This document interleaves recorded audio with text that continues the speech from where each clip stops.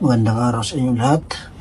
Ito yung buhay ko dito sa Middle East bilang isang OFW.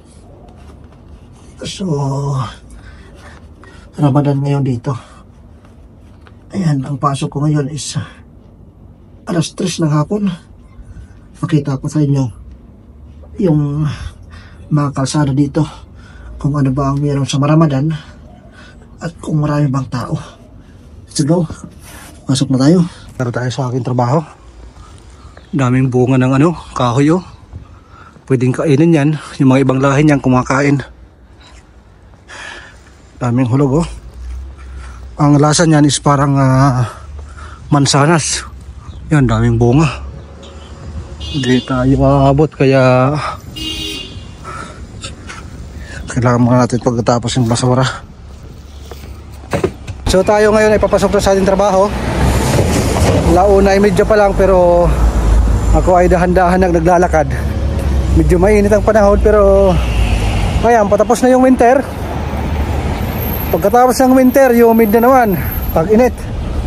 So sobrang init. Yan talaga ang buhay dito sa Middle East. Maglalakad ako papunta doon sa libreng sakayan ng bus. Ganyan dito mga idol. Mayroong libre na pagsakay ng bus. Yan ay shuttle papunta sa train. Pagdating naman sa train, magbabayad tayo ng 2 riyal. Ganyan lang, napakamura. Pero kailangan lang ng tiis para tayo ay makamura sa araw-araw na ating pagbibiyahe. Kasi kung tayo magtataksi, ang aking gagastusin araw-araw papunta pa lang doon sa aking trabaho is 30 riyal. Pabalik 60 riyal. So magkano na yon? 120 balikan. So napaka mahal yon kasi maabot yan ng malapit-lapit 2,000 pesos kung i-convert natin sa Philippine money. Kaya sipag at saka lang mga OFW natin dyan. Ayan yung sitwasyon dito. Nakikita nyo naman na hindi masyadong marami ang tao pagdating dito sa labas. Kasi nga ngayon ay Ramadan dito. At yung mga ibang mga establishment, mga restaurant, mga sirado pa. Kaya mamaya pang gabi pwedeng silang kumain. Siyempre tayo pwede tayong kumain pero hindi pwede tayo magpakita bilang respeto sa ating mga brother and sister na mga Muslim. Kaya kung kumakain man tayo mga kababayan ko, ay dapat marunong tayong rumispeto sa ating mga brother and sister na mga Muslim. Magtago lang tayo, doon tayo sa walang camera para ayan, magbigay respect po sa kanila. So ayan po yung aking ibinibigay na payo. At alam nyo yan sa mga may experience dito sa abroad. So ayan, bibihira lang yung mga sasakyan na dumadaan pakunti-kunti lang. So doon yung ating pupuntahan para maghintay ng bus. Yan po yung ating araw-araw, yung ating daily routine. Naglalakad at pagdating doon maghihintay ng bus. Kaso nga lang ngayon na taglamig, walang problema. Pero pag humid na, pag tag-init, tiis. Kailangan magtiis tayo sa init. Kailangan tayong magtiis para makatipid. At ayun, nakita ko yung bus. Paparating na yung bus. Sa nakabutan ko. Ayun. Ayun yung bus. Narito yung buhay ko dito. Once na. Sana pag umabot tayo, panalo ito.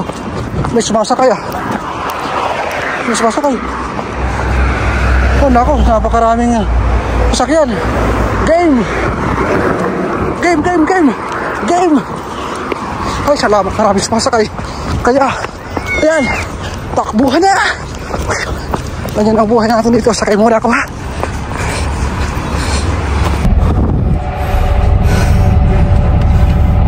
Grabe. Talagang buti na lang mayroong mga sumakay. Nakaabot tayo. Init. Yun. Ayan yung aking sistema. Pag nakikita kung parating na yung bus, tatakbuhin ko yan. At pasalamat tayo may sumasakay. Kasi pag walang sumasakay, hindi na tayo aabot. Hindi tayo hihintayin yan. Hindi yan katulad sa Pilipinas na pag makakita ng pasahero, mag-aantay. Kasi nga dito, this is a government transportation, provided ito ng government, libre lang ito. So hindi yan sila nag-aantay. Every 12 minutes or 15 minutes mayroong bus na umiikot tuloy-tuloy lang. So ayan, napakaganda ng lugar na ito kasi nga ayun, marami pa rin libre.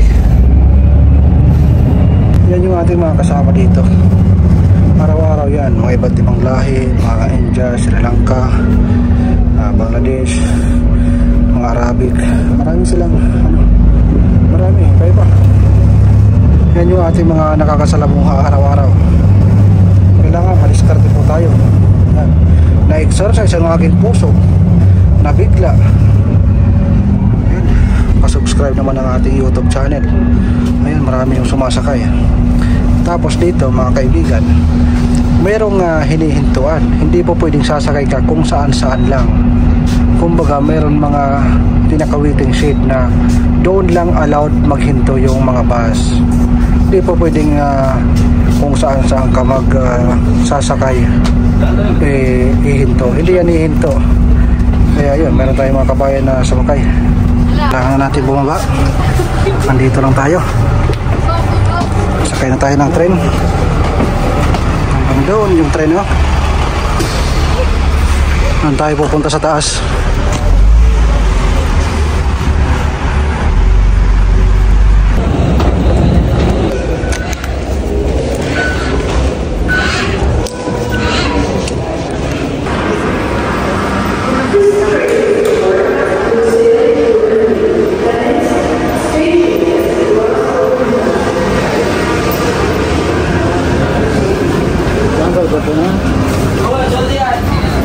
Ito na, nakatawid na tayo sa train, nakababa na tayo, labas na tayo. Ngayon naman ay magbubok tayo ng taxi papunta sa aking trabaho. Medyo mahaba-haba yung aking travel, nasa 1 oras at kalahati. Since medyo maaga-aga pa, magtataksi sana ako. Kaso mayroon naman bus na available. Ang travel dito is nasa 30 minutes. So magiging 2 oras ang aking biyahe. So since mayroon pa akong 30 minutes, gagamitin ko yan para makatipid ako ng 10 real. Ito yung pangalawang bus na sinakyan ko. Kasi sabi ko kanina, instead na magsasakay ako ng taxi, malaki pa ang oras ko, sumakay ako ng bus. Kita nyo naman, napakalamang. Kahit matulog. At ang kagandahan dito, pag bumababa tayo, pipindutin na lang natin yan. Ayan, o. Yung stop na yan, pipindutin na lang. Ayan. Hindi mo na kailangan sumigaw. At ang kagandahan, mayroong charger, mayroong pang Samsung, mayroong pang iPhone. Ayan. Yan yung kagandahan yung bus dito. Libre yan. Wala kang babayaran na kahit 5 duling. Liyahay ng buhay. Sikap lang, kakaipon din tayo ng 1 milyon na resibo. Hanggang dito na lang, kayo muna ibababa na. Yan, maraming salamat. Yung sinakyan namin na yan ay electric bus yan, walang tambutso yan, oh. Yan. Ngayon naman ay maglalakad kami ni paring Umis dito sa gitna ng kainitan. Dito kasama ko yung trabaho kasi Umis, hi! Mas bro, very nice weather to din, oh. Kami muna ay magpapaalam at magandang araw sa inyong lahat. Papunta na ako sa aking trabahuan. Papunta doon, 4 minutes na lakad, nandun na ako sa aking trabaho. So kita-kits sa susunod nating video.